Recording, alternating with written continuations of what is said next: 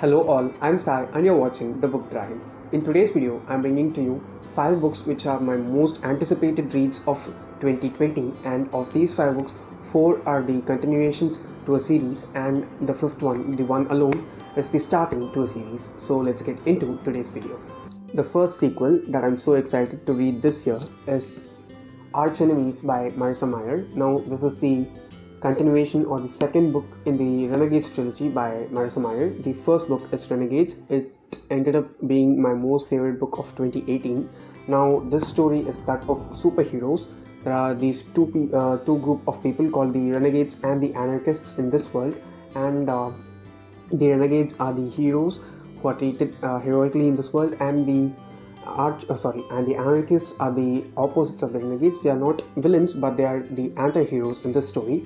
And the two leads in the story, Noah and Adrian, are from the two groups. Adrian is a renegade and Noah is an anarchist. Now, Noah goes in disguise as a renegade and joins the renegades in order to bring them down from within. And she does this due to some happenings which took place in her life as a child because of the failure of the renegades. I ended up loving that story a lot because it was very well paced. The characters were nice, the world building was so good, and it was very well flowing as a story. I didn't feel it slow at any instant. It was not boring, it was not meandering, it was not like a bit dragged along or anything. It was the perfect book which I read in 2018, and after that I've picked up Archenemies, so I'm so much pumped to get to this book. Second most anticipated read of mine, or the second most anticipated sequel that I want to read in 2020, is the sequel to Children of Blood and Bone, which is Children of Virtue and Vengeance by Tomi Adeyemi. Now, this is a fantasy trilogy. It is called the Legacy of the Orisha trilogy. Now, the first book, Children of Blood and Bone, has this main protagonist called Zeli, and we have this story set up in an African fantastical setup, and all the characters in this book are black characters, and it is totally an African fantasy if you want to ask me. It draws in many elements of ethnic African lores into the story. Now in the first book we have the characters who have magic inside them. Now magic has gone from the world, and Zeli is the girl who's trying to bring back magic to the world, and the people who used to do magic are called the Magi. We have different clans according to the type of magic which they can perform, and Zeli is the person who can do death magic. Now the king in this place is totally against the Magi, and he was the person who was solely responsible for the slaughter of all the Magi when he came into power. And after many years, Zeli comes up, and there is this huge thing going on which has the prospect of getting back magic into the world. So all the Magi children who are suspected to get back magic are trying to be slaughtered. We have 3 to 4 different points of view.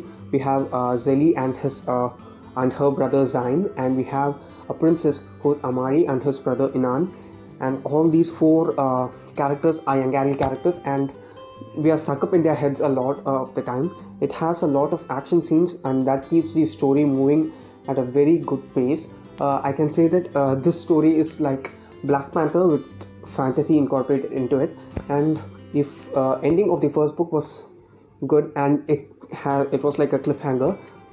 I'm very much eager to pick up Children of Virtue and Vengeance due to that reason, and I'll be getting to that book pretty soon because I'm planning to buy it in a couple of months or so. Once I end up reading that book, I'll try to put up a review for both the books. The next sequel that I'm so anticipated to read by the end of 2020 is the sequel of The City of Brass by S.A. Chakraborty, which is The Kingdom of Copper. Now, The City of Brass is an adult fantasy. It has a lot of politics that has been incorporated into the story. Now, in the story we have this girl who's named, I don't remember her name. We have the girl who lives in Cairo, and she has necromancy as one of her powers, and she can heal any disease very easily. She just has this gift for that, and she can speak any language that is present in the world. She just thinks that these are some of the abilities that she has been born with. And once, while performing a ritual, she accidentally summons a jinn, and this jinn just takes her into this what's that?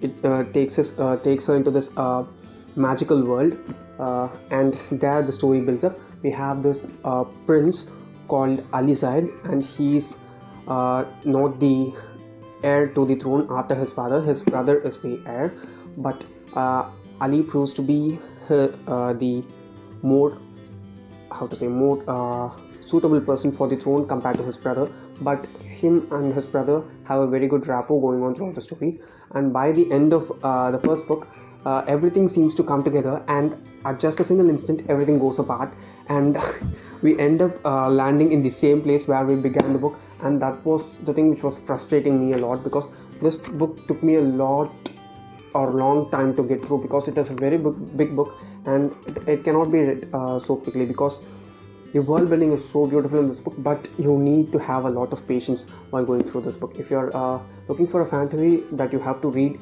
so fast, then please don't pick this book up, because it requires a lot of attention to be put in, and the details that S.A. Chakraborty has put into this book are so good, and that's what makes the book so much worth reading. So I'm waiting to pick up the Kingdom of Copper by S.A. Chakraborty. The next most anticipated read for me in 2020 is the sequel to The Cruel Prince by Holly Black, which is The Wicked King. Now, in The Cruel Prince, we follow this girl named Juve. She has a twin and an elder sister. They are all drawn into this fey world, and they are mortals, but they have to lead their lives in this fey world. And this book was a bit too boring, for 2/3 of the book. But the last 1/3 of the book was very well paced, and the politics that was put into the last chunk of the book, it was so well crafted, and I loved it a lot. It feels a bit boring at times, because there's a lot of bullying that is done by this cruel prince guy to Jude, and that's what made me like, should I continue reading this book? But there was some element of the book which made me push myself through the 2/3 of the book, and the last 1/3 chunk of the book was very much worth the wait, and I ended up liking the first book. And it is said that the second book is much better compared to the first book, so I'm pumped up for that, and I'll be reading that pretty soon. And when I end up reading it, I will put up a review for that as well. The last book that I'm putting up in this list is my most awaited book to be read in 2020, and it is Ninth House by Leigh Bardugo. Now, this is the first book in the adult fantasy series that Leigh Bardugo has come out with, and in this story we deal with the story of Alex Stern, who's a girl and she's put into Yale University, and there is some person who takes up all the financial responsibilities in order to make her study there. And I've heard that this book has a lot of trigger warnings put into it. It has so many dark themes that have been experienced, but each and every review that I've seen in BookTube for this book is so good. It makes me want to pick that book up as quick as possible. I'm waiting to get the hands on the hardcover, because I want to own all the books of Leigh Bardugo in a hardcover version, and it is so costly right now. I'm waiting for the price to come down a bit, and I will be reading this pretty soon. And once I end up reading this book, I'll definitely review this, and this is one of those books which I predicted to be a 5-star for sure when I end up reading it. Many people say that this book also needs a lot of time that needs to be dedicated to read. It is not a book which you can just fly through and finish off within a week or something like that. You have to give your time, and you have to read that slowly, as far as I've heard from people speaking about it. But no matter what, even if it's horrible, it's by my favorite author, and I'm very much eager to read it, and I'm so sure by the end of this year I would have read Ninth House by Leigh Bardugo. Okay, so those were all the 5 books that are my most anticipated sequels that I have to read in 2020. If you did enjoy watching this video, don't forget to give it a thumbs up, and also share it to your friends. If you want to get more content from me, do subscribe to the channel. Thanks for watching.